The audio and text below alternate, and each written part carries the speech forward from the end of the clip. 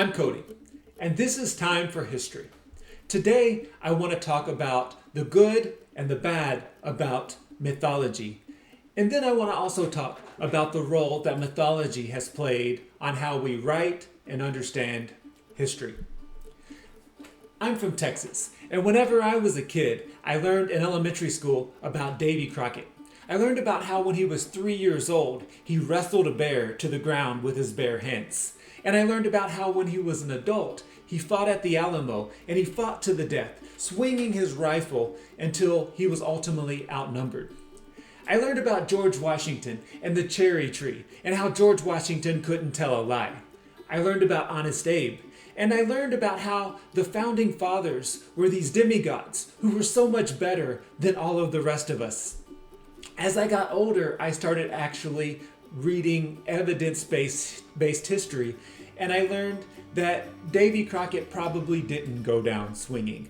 I learned that George Washington could tell a lie, and I learned that the American founders were human beings who had flaws just like the rest of us.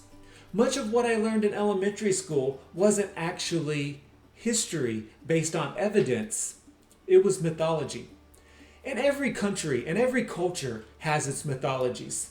Mythologies explain what we are unable to explain rationally. Mythologies give meaning to our institutions and to our traditions. And mythologies make a life that is many times boring and mundane something more exciting.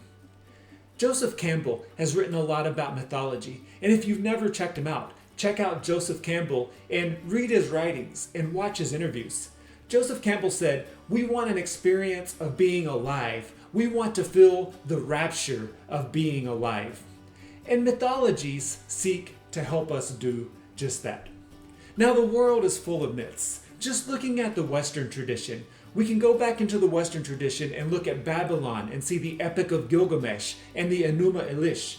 We can look at Homer's Iliad and Odyssey and Hesiod's Theogony. We can look at ancient Rome and see the writings of Livy and Virgil that seek to explain the Roman beginnings. And that's just from the Western world.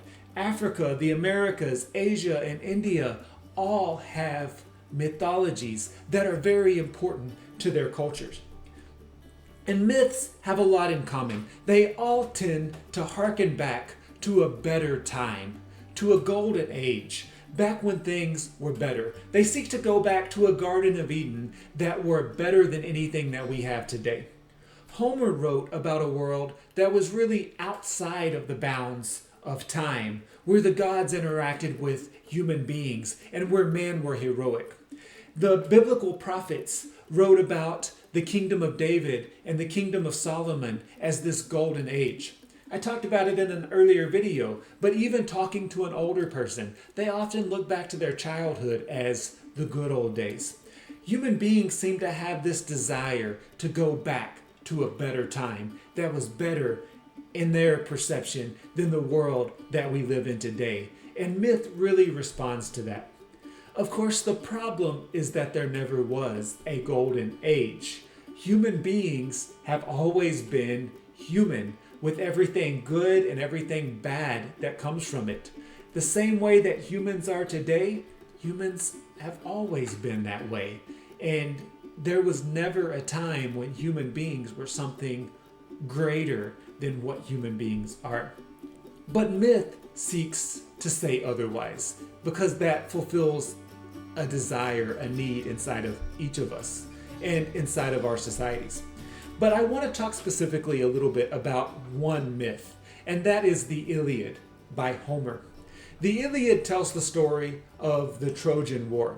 And while it's about an event that probably happened in a place that probably existed, it's not accurate history.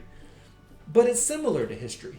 And for that reason, people equate it with history, and it has impacted the way many early writers wrote history and the way that many people understand history. So I want to look at some of the elements of the Iliad.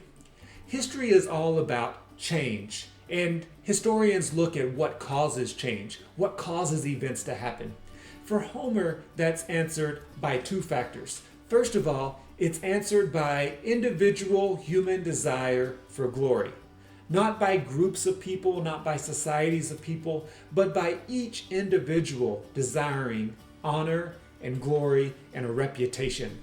And it's also influenced by the gods, who play an outside role of coming in and impacting history whenever they need to in order to get the results that they want.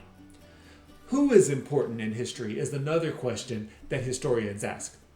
For Homer, only the elites are important. Only the rich and the powerful are the change makers. The average person really doesn't play a role in Homer's history.